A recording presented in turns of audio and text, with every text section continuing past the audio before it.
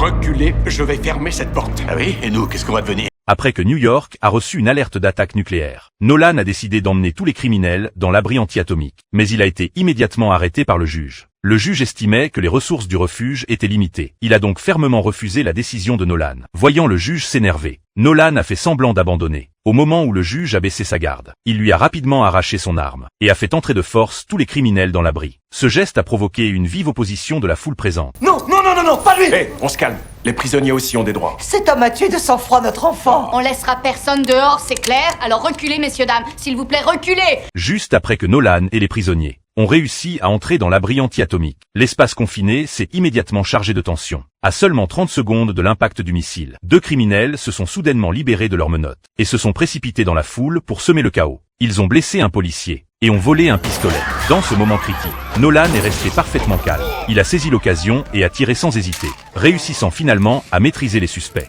Mais avant qu'ils puissent souffler, une nouvelle crise a éclaté.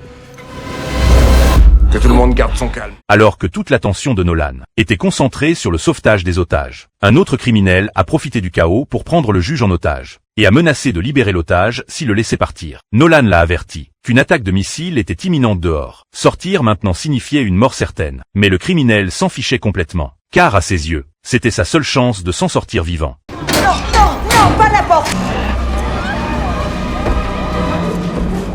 Calme. Hé!